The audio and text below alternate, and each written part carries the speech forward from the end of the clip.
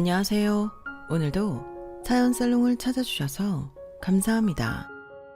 요즘 SNS를 보면 나만 빼고 죄다 잘 사는 것 같지 않나요? 비싼 외제차 끌고 다니는 사람도 많고 자식 자랑, 돈 자랑, 연봉 자랑 등 직접적이든 간접적이든 하는 사람도 많고요. 근데요 여러분, 제가 오래 살진 않았지만 40대가 돼서 산전수전 다 겪으며 깨달은 건 건강이 최고라는 거예요. 너무 고리타분하고 꼰대가 하는 멘트 같나요? 근데 정말 건강이 안 따라주면 외제차는커녕 119 타고 맨날 병원 실려가는 게 일이겠죠.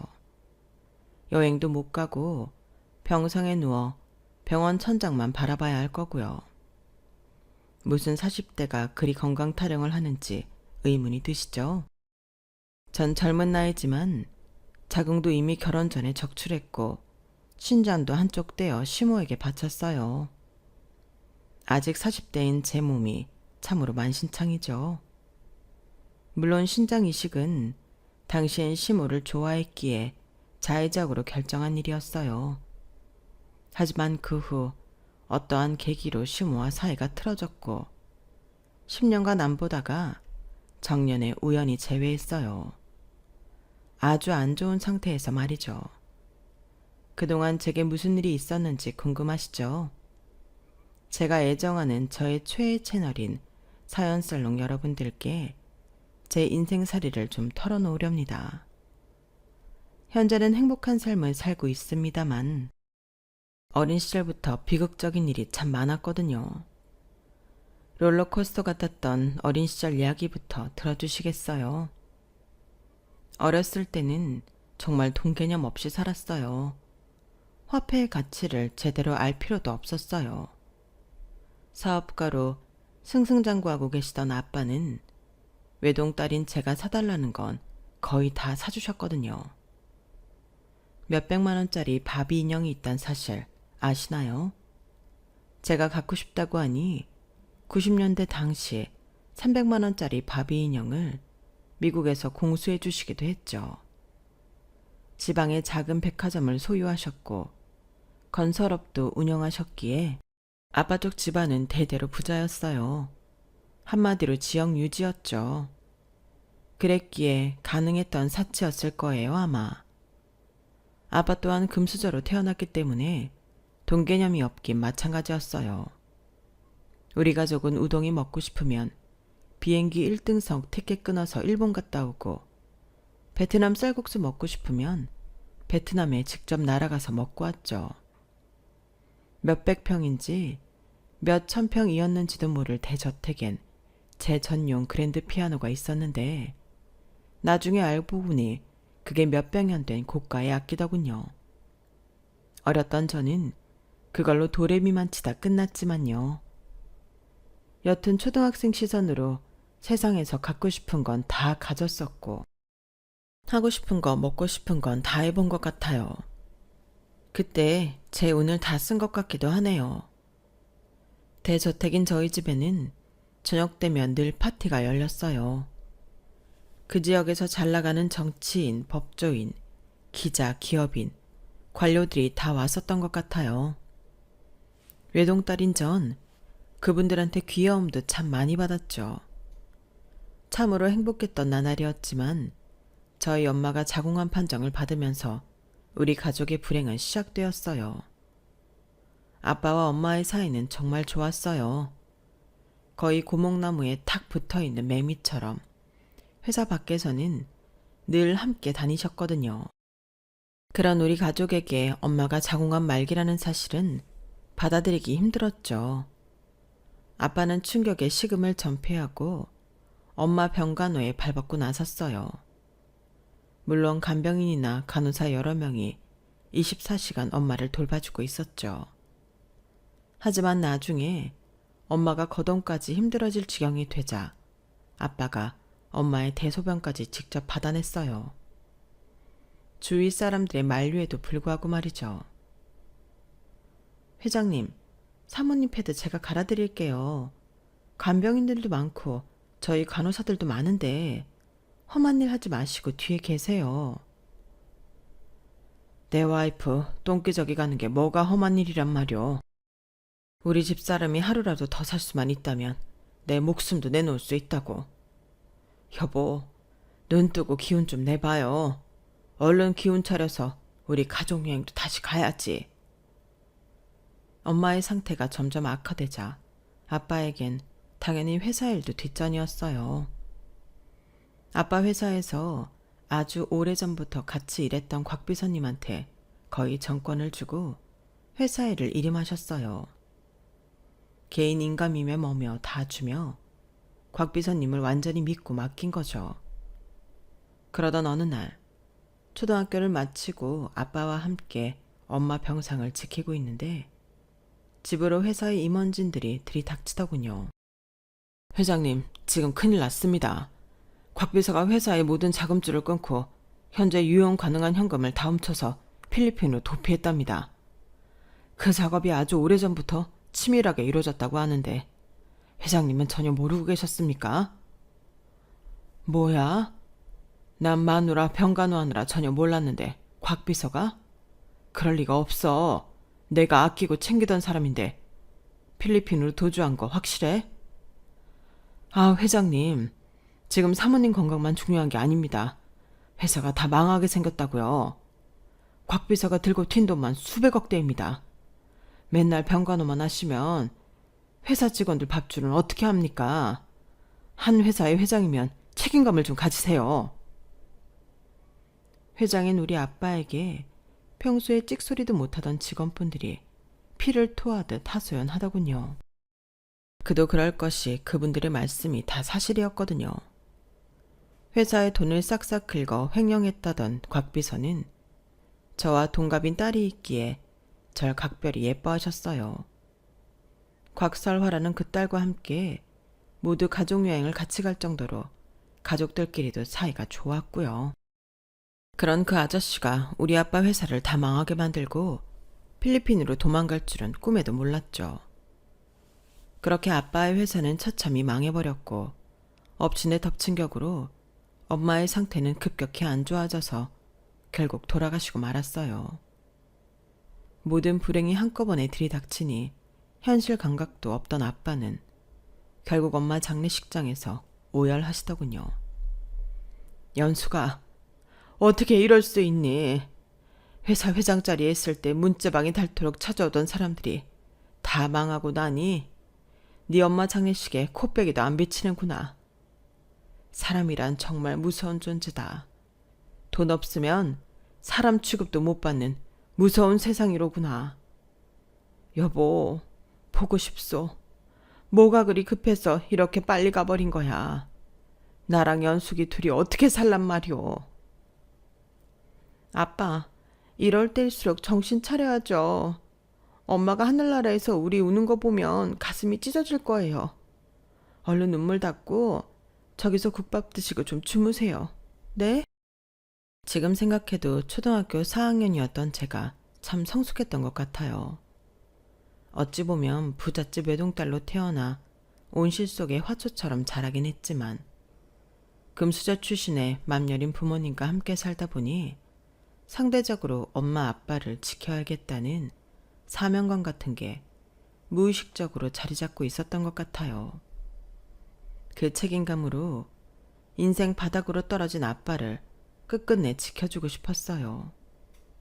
하지만 일순간에 알거지가 된 경제적인 부분은 어린 제가 어찌할 수가 없었죠. 한 회사의 오너로 양복 입고 폼 재고 있다가 생계를 위해 몸쓰는 굳은 일을 해가던 아빠의 낯빛이 점점 안 좋아지는 게 느껴지더군요. 아빠, 내가 뭐 비싼 거 사달라고 안 할 테니 일 좀 조금 줄이시고 많이 주무시고 쉬세요. 네? 아냐, 우리 딸 다시금 좋은 거 먹이고 입히려면 아빠가 쉴 시간이 어딨니? 운동하는 셈치고 하루 종일 막노동하니 오히려 건강이 더 좋아지는 것 같은데. 그때 아빠의 허탈한 웃음이 살아생전 보던 아빠의 마지막 모습이 될 줄은 몰랐어요. 아빠는 공사장에서 막노동하시다가 심장마비로 그 자리에서 돌아가셨어요. 몇 년 사이에 엄마, 아빠, 집, 돈, 모든 것을 잃은 저는 완전히 멘붕이었죠. 어쩔 수 없이 친척집에 얹혀 살아야 했고요. 고모가 한 분 계셨는데 아빠가 잘 나갈 때 집이며 차며 다 지원해줬던 막내 고모였죠. 그런데 다 돌아가시고 절 맡아야 하니 고모는 썩은 표정이더군요. 어느 날인가 고모와 고모부가 하는 대화가 제 맘을 찢어지게 했어요. 제가 엿듣고 있는 줄도 모르고 가시돋친 말을 쏟아내더군요. 여보, 저기 집에 대체 언제까지 우리 집에서 키워줄 거야? 이제 중학생 됐으니 내보내. 혼자 살아도 되지 뭐. 아, 미안해 자기야. 그래도 내 피 섞인 조카인데 중3 때까지만 밥 먹여주려고. 나도 귀찮아. 우리 애들한테 저런 거지 같은 사촌 붙여놓는 것도 깨름칙하고 말이야. 도저히 참기 힘들더군요. 고모, 지금 뭐라고 했어요? 거지 같은 애라고요? 이 집이며 고모차, 그거 우리 아빠가 다 사준 거잖아요. 이제 우리 아빠 죽었으니 땡이라 이거예요? 그럼 이거 다 현금화해서 내놔요. 당장 나가줄 테니. 야, 니까짓 게 뭘 한다고 그래? 현금화? 웃기는 소리 하네. 나도 너 걷어주기 귀찮아. 이 집이 정 싫으면 맨손으로 당장 나가. 저는 그 길로 집을 나왔어요. 학교도 손수 자퇴해버렸고요. 그렇게 중2 나이에 자퇴를 했네요. 하지만 비행 청소년으로 살고 싶진 않았어요. 하늘에서 날 보고 계실 엄마 아빠를 위해서 최대한 열심히 살아보고자 노력했죠.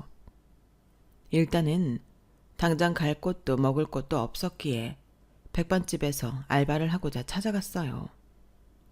거기서 하루 종일 일하면 점심과 저녁까지 준다고 써 있었거든요.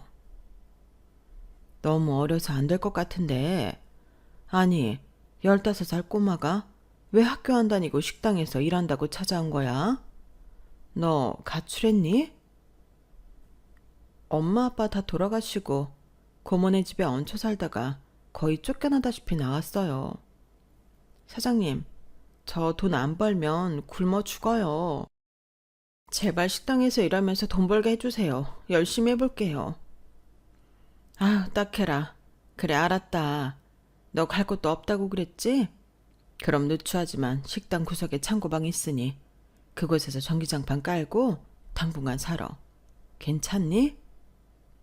감사합니다, 사장님. 먹고 살게 해주셔서 감사해요. 이 은혜 평생 잊지 않을게요. 울지 말고 씩씩하게 살거라. 아줌마도 내 나이 10살에 조실부모하고 이 식당 보증금 마련하기까지 엄청나게 고생하며 살았다.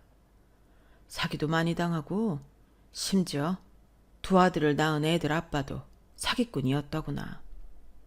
이미 다른 가정에 있는 유부남인 줄도 모르고 애를 둘씩이나 낳고 다시 본가정으로 돌아갔지 뭐냐. 여태껏 여자 혼자 아들 둘 키우느라 쇠가 빠지게 고생하고 이제야 겨우 자리 좀 잡았구나.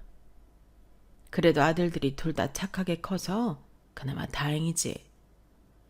첫째는 환경미화원으로 일하고 있고 둘째는 어려서부터 영재 소리 듣다가 의대 다니고 있지. 아들 둘이 내 인생 전부나 다름없지 뭐냐. 어쨌든 나랑 비슷한 처지에 널 보니 힘들었던 과거가 떠올라서 그러니 식당에서 열심히 일해서 돈 모아서 다시금 공부도 하고 그래라. 알았지? 식당 주인 아주머니는 정말 인자하게 잘 챙겨주셨어요. 워낙 찢어지게 가난하게 살아오셨기에 돈에 대한 집착은 정말 강하더군요. 한 푼이라도 더 벌기 위해 1년 365일 명절날도 쉬지 않고 식당을 운영하셨고 저도 그 식당에서 일하고 창고방에서 지내며 많은 걸 배웠더랬죠. 그렇게 어느덧 5년이 지나 20살 성인이 되었는데 평온했던 일상에 작은 사건이 벌어지고 맙니다. 연수가 너 일어나봐. 얘가 왜 이렇게 하혈을 많이 하고. 얘야, 정신이 좀 들어? 곧 119 올 거야. 웬 피를 양동이째 쏟아놨네. 내가 너 일 너무 많이 시켜서 과로해서 그렇니? 죽으면 안 된다. 어? 식당 창고방에서 사장님이 울부짖는 소리에 겨우 정신을 차리고 주변을 둘러보니 제가 파자마 바지에 하혈을 엄청나게 해놨더군요. 그 좁은 창고방이 피바다처럼 보일 정도였죠. 병원에서 받은 진단은 저희 엄마가 돌아가셨던 병과 같은 자궁암이었어요. 제 나이 20살이었고 아직 결혼 전이었기에 웬만하면 자궁을 살리려고 했으나 상태가 심각해 적출 수술을 하지 않으면 다른 곳으로 암이 다 퍼져버릴 수 있다더군요. 자궁 적출 수술 전날 밤을 새서 엉엉 목 놓아 울었네요. 엄마가 그렇게나 보고 싶더군요. 옆에서 간병해 주시던 식당 사장님께서도 같이 펑펑 울어주셨어요. 제 인생이 불쌍하다면서요. 그렇게 수술 후 사장님이 뜻밖의 제안을 하셨어요. 연수가 너 이 몸을 해가지고 어디 창고방에서 계속 살 수 있겠니? 좁지만 우리 집에 와서 나랑 함께 지내자. 우리 둘째 아들은 서울에서 의사하느라 바빠서 내려오지도 못하고 첫째 아들은 같이 사는데 뭐 불편은 하겠다만 창고에서 지내는 것보다 낫겠지. 사장님의 은혜에 감사하고 또 감사했어요. 그렇게 좁지만 방이 무려 3개나 있는 집에서 지내니 호강하는 기분이 들더군요. 가끔 꿈에서 예전 어렸을 때 살던 그 대저택이 나오곤 해요. 지금까지도 말이죠. 하지만 그때 당시엔 식당 1평 반짜리 창고방에서 지내다가 방 3개짜리 25평 아파트에서 살게 되니 대저택이 부럽지 않을 정도로 넓게 느껴지더군요. 사장님 첫째 아들은 환경미화원이었는데 참 사람이 착했어요. 갑작스러운 불청객인 절 보고도 싫은 티도 내지 않고 친절하게 잘해주더군요. 연숙 씨 맞죠? 엄마한테 얘기 많이 들었네요. 사정이 참 딱하게 됐어요. 이제 20살인데 그런 몹쓸 일을 겪다니. 이 집에서 편하게 지내세요. 저 신경 쓰지 마시고요. 아참, 일하고 오면 제 몸에서 쓰레기 냄새가 나더라도 이해해 주세요. 직업이 쓰레기 치우는 사람이라 어쩔 수가 없네요. 아, 환경미화분들 없으면 사회가 어떻게 돌아가나요? 사회에 꼭 필요한 분들이죠. 훌륭한 일 하시는 거예요. 혹여 냄새 좀 나면 어때요? 괜찮아요. 아, 그렇게 말씀해 주시니 감사해요.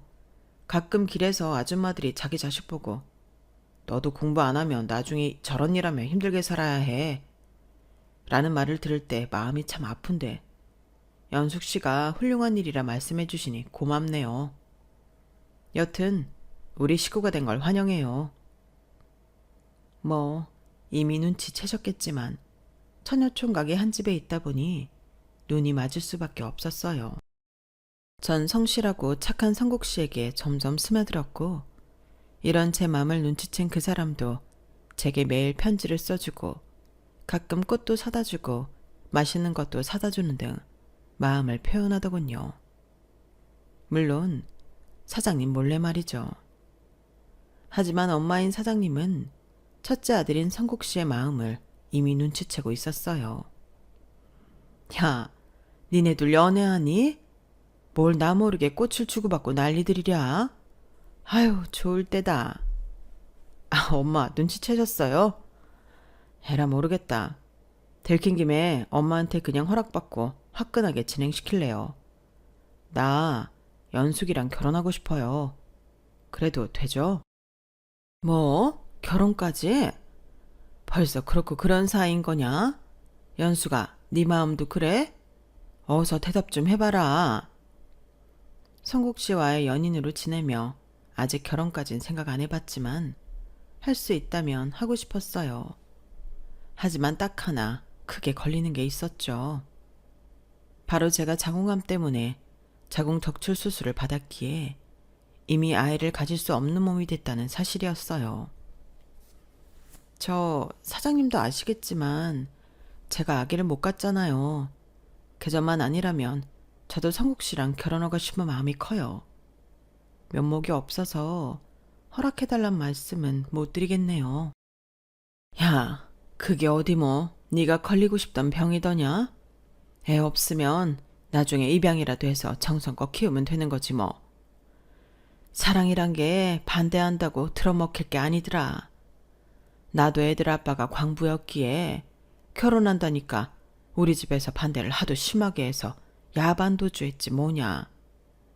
남편이 둘째 100일 때 폐병 걸려 그렇게 빨리 죽을 걸 알았다면 야반도주니 뭐니 안 하겠다만 인생사 알 수 없는 거더라. 그러니 니네끼리 서로 좋아한다면 결혼해라. 우리 큰아들도 홍기가 꽉 차서 할 때가 됐지 뭐. 모자란 저를 받아들여 주셔서 감사합니다, 사장님. 아니, 어머님. 제가 며느리로서 어머님 앞으로 잘 모실게요. 너무 감사했어요. 제가 살아온 날들을 모조리 다 아는 분이라 편하기도 했고요. 그렇게 서울에서 의사로 일하고 있다던 시동생도 만나고 가족끼리 밥 한 끼 먹고 혼인신고하고 결혼식은 생략했네요. 허례허식 싫어하는 제 성격 때문이죠 뭐. 아주 부잣집에서 살다가 집안이 폭삭 망하고 엄마 아빠 다 돌아가시고 난 후부터 정말 열심히 살았어요. 하늘에서 보고 계실 우리 부모님을 위해서라도 열심히 살아야죠. 결혼 생활 역시 충실했어요. 아기도 없으니 집안일과 식당일에 더욱 열심히였죠. 한 푼이라도 더 벌어야 한다는 시모의 성향도 잘 알았기에 365일 쉬지 않고 일했어요. 시모도 마찬가지였죠. 원래도 신장 상태가 매우 안 좋았던 시모는 자기 몸 안 챙기고 과로하다 보니 투석할 지경에 이르고 말았어요. 투석도 10년 정도가 한계라고 하더군요. 큰아들인 남편도 걱정을 많이 했어요. 여보, 어머님 병원에서 신장 이식만이 답이라고 하더래요. 도련님이랑 나까지 포함해서 우리 가족 다 신장 검사 받아봅시다. 혹시 알아요? 이식 적합한 신장이 있을지? 남편은 곧바로 시동생에게 전화를 걸어 신장 검사를 권해봤죠. 의사인 시동생의 반응은 차갑더군요. 형, 지금 내 신장을 떼달라는 거야? 혹시라도 내 신장이 적합하다고 나오면 어떡해? 나 의사생활 초치라고 아주 작정했구만. 내가 왜 검사해야 하는데 난 못해. 형이랑 형수가 신장검사 하든지 말든지 맘대로 해. 나 바빠. 야, 이 새끼야. 너만 바쁘냐? 의사가 뭐 대수라고 잘난 척 오지네. 엄마가 너 어려서부터 학원비며 의대 등록금 내느라 뼈 빠지게 고생한 거 다 알면서도 이 지랄이야? 누가 신장 당장 떼달래? 검사나 한번 받아보자는 거잖아. 여보세요? 여보세요? 시동생은 남편의 말을 끝까지 듣지도 않고 전화를 끊어버리더군요. 결국 저와 남편만 병원에 가서 시모 신장과의 적합도를 검사했어요. 그런데 참으로 희한하죠. 생판 남인 제 신장이 시모에게 이식 가능하다는 결과가 나오더군요. 근데 전 오히려 기뻤어요. 15살에 집도 가족도 없는 절 걷어주고 임신도 못하는 절 며느리로 받아준 시모에게 은혜를 갚을 수 있는 기회라고 생각했거든요. 제 결심을 남편과 시모에게 표현했죠. 여보, 어머님, 제 신장이 이식 가능하다고 하니 다행이에요. 이식 수술해서 어머님이 투석 안 받고 편히 살 수 있다면 100번 1000번 해드릴게요. 아, 연수가 내 며느리야. 정말 고맙다. 어린 나이에 자궁암까지 걸려 자궁도 떼낸 너한테 이젠 신장까지 떼달라고 하게 생겼구나. 이 늙고 병든 시애미가 면목이 없다. 너에게 엎드려 절이라도 하고 싶구나. 고맙다. 정말 고마워. 그렇게 바로 이식 수술에 들어갔고 다행히 시모나 저나 잘 회복해서 하나뿐인 신장으로 건강히 살 수 있게 되었어요. 그 일을 계기로 시모는 며느리인 저를 더 친딸처럼 잘 대해주더군요. 저도 친정엄마처럼 여기며 우리 한 지붕 세 식구는 알콩달콩 잘 지낼 수 있었어요. 그런데 몇 년 후 의사인 시동생이 웬 부잣집 딸내미와 결혼한다고 하자 저에 대한 시모의 태도가 180도 바뀌었어요. 참 돈이 뭔지. 그때부터 우리 가족에게 균열이 오고 말았죠. 엄마, 의사 둘째 아들 행차했습니다. 미모의 부잣집 딸내미 데리고 왔어요. 저희 결혼하려고요. 의사인 둘째 아들을 무척이나 아끼던 시모는 버선발로 뛰어나가더군요. 아유, 우리 귀한 의사 아들 왔냐? 그래, 이 아가씨로구나. 강남 사는 부잣집 딸이라고?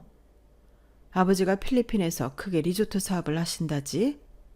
어서 와요. 총구석까지 오느라 수고가 많았어요. 시동생과 시모가 아주 쿵짝이 잘 맞더군요. 소개한다며 데려온 아가씨는 겨울이었는데 웬 발목까지 내려오는 모피코트를 입고 휘황찬란하게 골드 액세서리며 다이아까지 끼고 럭셔리하게 왔더군요. 그런데 그 아가씨 얼굴을 보아하니 뭔가 낯이 익었어요. 분명 봤던 사람인데 누구더라? 그 아가씨가 자기 소개를 하는데 그제서야 아차 싶었어요. 내가 알던 그 여자가 확실했거든요. 안녕하세요. 어머님 형님. 곽설아라고 합니다. 제가 선물을 이것저것 사와봤는데 마음에 드시려나 모르겠네요. 예비 동서라고 찾아온 그 아가씨는 우리 아빠가 말기암인 엄마를 간호하느라 바쁠 때 아빠 회사의 모든 자금줄을 끊고 보유하던 현금을 죄다 털어 필리핀으로 도망간 곽비서, 그 새끼의 딸이었어요. 곽설화, 확실했죠. 아빠는 곽비서 그놈을 회사 임원이 아닌 친형제처럼 생각해서 가족들끼리 여행도 가고 했으니 그 딸내미도 당연히 내 얼굴을 기억하리라 믿었어요. 지금까지 어렵게 살아온 내 가슴에 한 분노를 모두 담아 그 딸내미 년에게 냅다 질렀죠. 너 곽설아, 너 나 알지? 나 이현숙이야. 이철수 회장님 딸. 우리 가족여행도 같이 갔었잖아?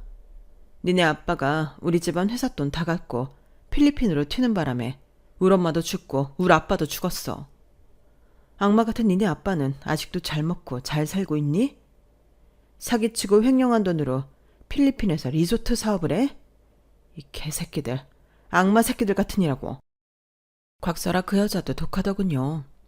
눈 하나 깜짝 안 하고 내 말을 받아쳤어요. 십수년 전 얘기를 왜 지금에서야 하는 건데? 웬수는 외나무다리에서 만난다더니 널 내 형님으로 만날 줄은 꿈에도 몰랐네. 어쩐지 어젯밤 꿈자리가 뒤숭숭 하더라니. 야, 어디서 소리 지르고 난리야. 나 지금 임신한 몸이야. 남친한테 듣자 하니 넌 자궁대내서 임신도 못한다며? 참네, 자궁도 없는 게 어디 여자냐? 내 뱃속 아기한테 안 좋으니 닥치고 있어. 뭐? 인연이 말이면 단 줄 알아? 그게 왜 끝난 일이야? 니네 아빠가 훔쳐간 우리 집안 돈 다 내놔. 내가 지난 세월 얼마나 힘들게 살았는지 거지같이 살아왔는지 알기나 해? 니네 집안은 그 돈으로 떵떵거리고 살았나 보지?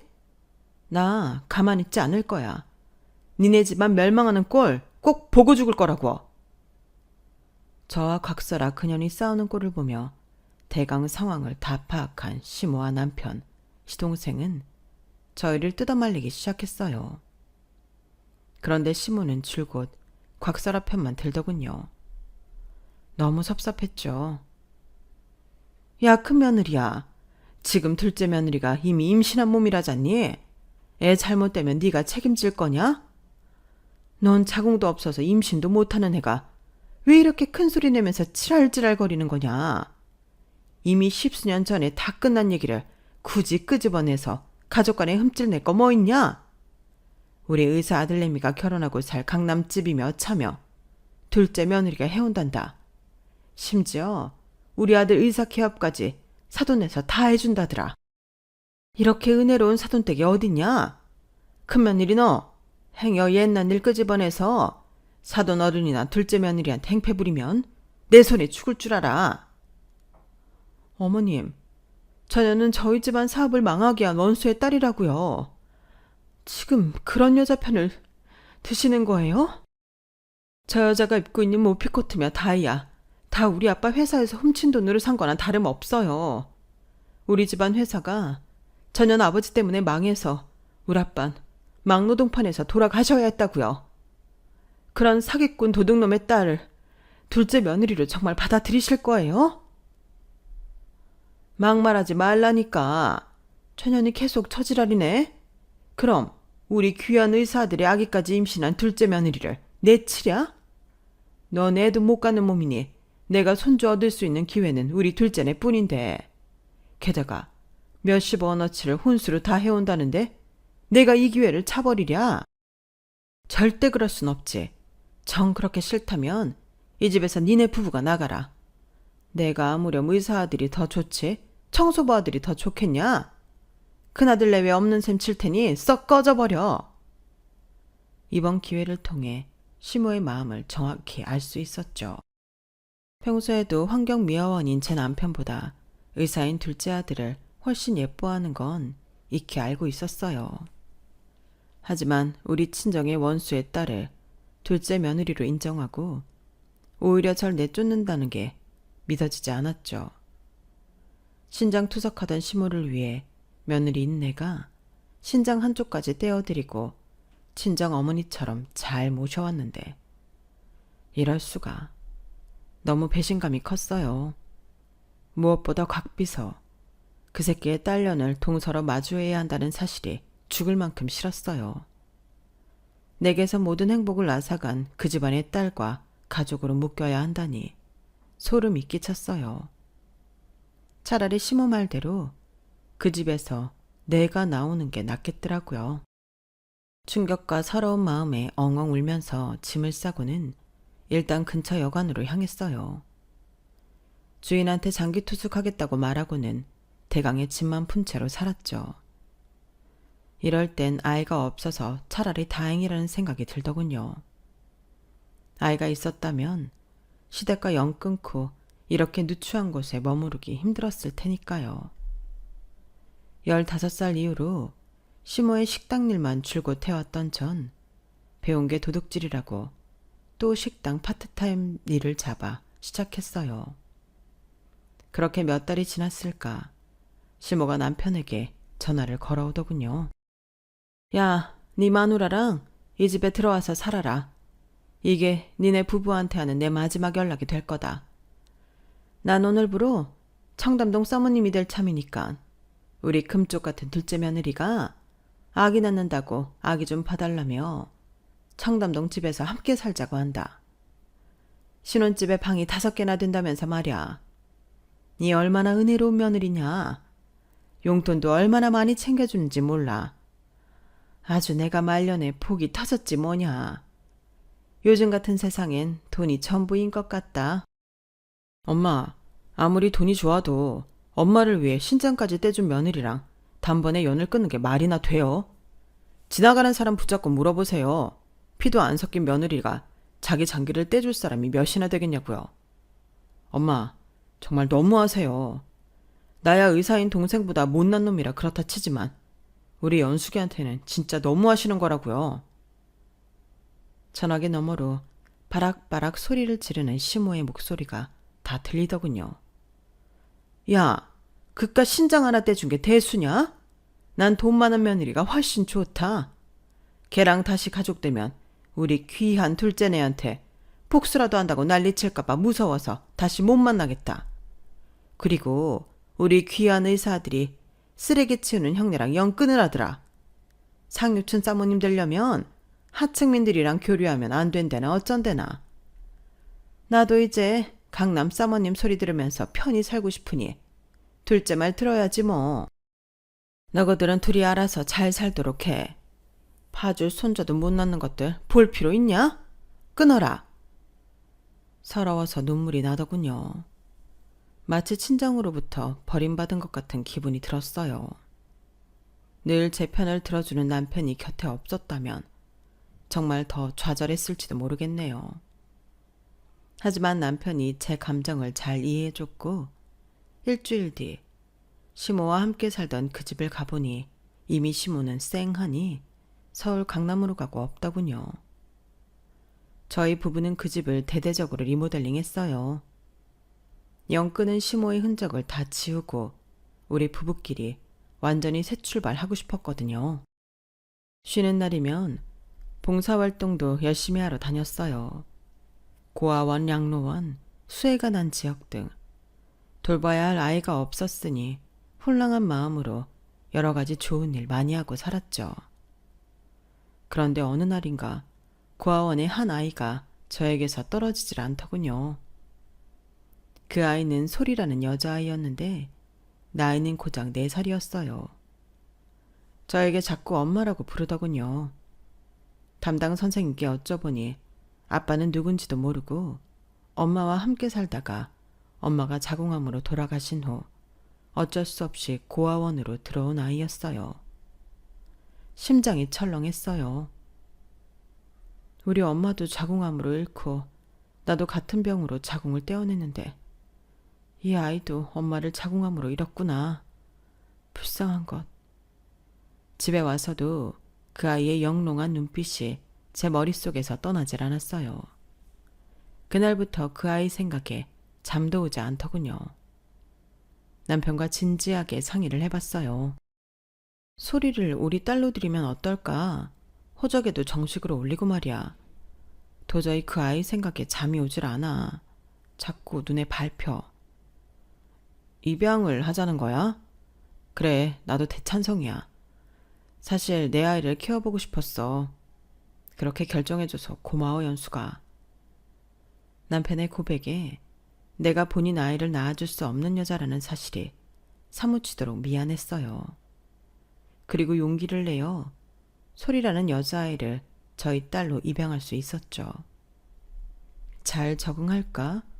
라는 걱정이 무색할 정도로 아이는 서슴없이 우리 부부를 엄마 아빠라고 부르며 잘 따라줬어요. 금세 행복한 새 식구가 되었죠. 저는 아이를 키우며 자연스레 전업주부가 되었고 양육이 때론 힘에 부치기도 했지만 보람차고 뿌듯하고 사랑스럽고 무엇보다 아이가 예뻐서 미치겠더라고요. 낳은 적은 어떨지 경험을 안 해봐서 모르겠지만 키운 적은 확실히 깨달을 수 있었네요. 사랑과 온 정성을 다해 딸을 케어했고 우리 소리는 전교 1등을 하는 등 공부까지 잘하는 예쁜 딸로 무럭무럭 자라고 있었어요. 자식 키우니 세월이 정말 금방 가더군요. 어느새 한 10년쯤 지났을까? 그날도 소리가 중학교 대표로 나간 수학 경시대회에서 다 맞았다고 하여 가족끼리 축하 파티 겸 고깃집에 다녀오고 있었어요. 집 근처에 다다랐는데 갑자기 역한 냄새와 함께 웬 거지가 어둠 속에서 멀뚱하니 서 있더군요. 얼핏 보니 눈빛이 흐리멍텅한 치매 걸린 할머니 같았어요. 입고 있는 몸빼바지에는 똥오줌을 잔뜩 싸놨는지 축 늘어진 채 있더군요. 역한 냄새에 코를 잡고는 어둠 속에서 물었어요. 할머니, 혹시 치매라도 걸리셨나요? 경찰 불러드릴 테니 집에 가셔요. 핸드폰으로 112에 신고하며 그 할머니를 전봇대 불빛 근처로 대충 데리고 갔는데 이럴 수가. 그 똥싼 바지에 치매 걸린 할매는 바로 10년 전 인연을 끊은 시모였던 거예요. 어머님 맞죠? 아니 이 꼴로 여긴 어쩐 일이세요? 전화라도 주시고 오시지 그랬어요. 어머님 아들 성국씨 전화번호도 안 바뀌고 제 번호도 그대로인데요. 치매에 걸려 제대로 발음도 안 나오고 몇 끼를 굶었는지 해골 같던 시모는 멍한 눈빛으로 이 말만 되풀이했어요. 나가래요. 집 나가래요. 시모가 돈 많다며 그렇게 좋아하던 둘째네 부부가 쫓아낸 게 틀림없었어요. 충격에 빠진 저희 식구는 일단 집으로 모시고 갔어요. 바지도 빨아야 했고 빼빼 마른 시모에게 뭐라도 먹여야 했거든요. 곧 도착한 경찰에게 자초지종을 설명했고 일단 둘째 아들 내외에게 연락해달라고 부탁했죠. 시모를 얼른 집으로 모시고 와서 따뜻한 물로 샤워를 시키고는 일단 이것저것 음식을 대접했어요. 손 쓰는 법도 까먹었는지 중증 치매에 걸린 듯한 시모에게 밥을 떠먹여 줘야 했죠. 처음엔 죽부터 시작하여 나중엔 고기까지 잘 드시더군요. 그토록 쌩쌩했던 시모가 왜 이 지경이 되었는지 몸무게를 재보니 36kg이 나가더군요. 아프리카 기아가 따로 없었죠. 남편도 너무 맘 아파했어요. 엄마, 그렇게 엄마가 좋아하던 성훈이가 엄마를 어떻게 모셨길래 이 지경이 됐어요. 윤성훈 이 자식 어디 있는 거예요? 내가 전화해도 없는 번호라고 하고 이 후레자식 같으니라고. 엄마가 이 지경이 되도록 어떻게 한 거야? 몇 시간 후 경찰로부터 연락이 왔어요. 시동생네는 치매에 걸린 시모를 버린 채 미국으로 도망갔더군요. 미국 내 연락처를 알아내려면 또 한참 걸릴 것 같다면서요. 근데 참 신기하죠? 본인이 거의 반평생 살았던 집을 기억하는 건지 시모가 심한 치매에 걸린 상태에서도 우리 집을 찾아왔다는 게요. 우리 딸 소리는 비록 친할머니는 아니지만 할머니란 존재를 처음 받기에 신기해하면서도 무서워했어요. 이빨도 다 빠지고 거의 해골같이 살가죽만 있던 시모는 제가 봐도 마귀 할멈 같긴 했거든요. 그래도 착한 우리 딸은 학교에서 돌아오면 시모에게 말도 걸어드리고 밥도 떠먹여드렸죠. 뭐 예쁜 시모라고 똥기저귀까지 갈아주고 싶겠냐만 자식한테 버림받고 정신도 온전치 못한 시모가 불쌍하더군요. 그래서 요양원 안 보내고 집에서 돌봤죠. 사람은 일단 살리고 봐야겠다는 생각에서 말이죠. 하지만 시모를 데리고 종합병원에서 검진을 해보니 이미 혈액암 말기더군요. 어쩐지 그렇게 지극정성으로 보살피고 먹이고 해도 살이 계속 빠지더라고요. 어쩔 수 없이 바로 병원에 입원시키고 호스피스 병동에서 만료를 지켜보는 수밖에 없었죠. 우리 딸은 이미 중학생이니 엄마 손이 덜 필요한 나이기에 전 시모 곁에서 살다시피 했고 시모는 결국 제 품에서 돌아가셨어요. 돌아가시기 하루 전인가 시모가 갑자기 절 빤히 쳐다보더군요. 그리고는 모든 기억이 돌아왔다는 듯이 내 딸아 라고 불렀어요. 그게 제가 들은 시모의 마지막 육성이었죠. 어린아이가 잠에 들듯이 제 품에서 돌아가신 시모를 붙잡고는 펑펑 울었어요. 한때는 시모를 친정엄마처럼 여기고 살았기에 진짜 친정엄마가 돌아가신 것 같더군요. 엄마, 엄마를 외치며 한참을 울었네요. 엄마, 이렇게 내 품에서 허무하게 죽을 거면 뭐하러 연 끊고 10년이나 얼굴 못 보고 시동생네 가서 살았어요. 엄마, 너무 야속하네요, 엄마. 장례식을 소박하게나마 치르고 나니 시동생네에 대한 복수심이 다시금 불타오르더군요. 경찰을 통해 미국 내 연락처를 알아냈고 수소문하여 접촉을 시도했어요. 한창 코로나 시국이어서 쉽지는 않았죠. 그런데 그쪽 소식을 듣자 하니 너무 놀라서 사필 규정이랑 생각밖에 안 들더군요. 필리핀에서 사업하다가 코로나에 걸린 곽비서 그 아저씨는 미국 시동생네에서 치료받겠다고 미국으로 건너왔다가 가족들에게 코로나 바이러스만 잔뜩 옮긴 채 사망했다고 하더라고요. 할아버지인 곽비서가 묻혀온 코로나 바이러스 때문에 급기야 시동생네 아이가 죽어버렸고 그 충격으로 시동생네는 이혼했다고 합니다. 미국에서 의사생활을 하던 시동생은 자식의 죽음으로 정신줄을 놓고 진료하다 의료사고를 크게 내서 몇백억의 소송에 휘말려 변호사값 지불하느라 파상할 지경이라고 하고요. 이게 다 불과 2, 3년 만에 일어난 일이랍니다. 한 가족이 이렇게 허망하게 멸망해버리고 말았네요. 그러게 진작에 좀 착하게들 살 것이지. 시조카가 그렇게 된 건 마음 아프지만 못된 짓 저지른 어른들을 가엾다는 생각은 안 들더군요. 이제 코로나도 잠잠해지고 저희 식구들도 다시금 심적 안정을 되찾았네요. 한창 대입을 준비하는 우리 딸 덕분에 집안은 늘 긴장 모드지만 행복한 우리 가족이랍니다. 아무리 걱정 없어 보이는 사람도 사연 없는 사람이 어디 있겠어요. 재벌도 나름의 고충은 있겠죠. 하지만 일체 유심조라고 다 마음먹기에 따라 달라지는 것 같아요. 혹시 여러분 중 힘든 상황에 처해 있는 분이 있다 하더라도 꼭 힘내셨으면 좋겠어요. 너무 큰 목표를 세우고 늘 남과 비교하고 불행하게 사는 것보단 아주 사소한 것에서 행복을 느끼며 살며 좋을 것 같네요.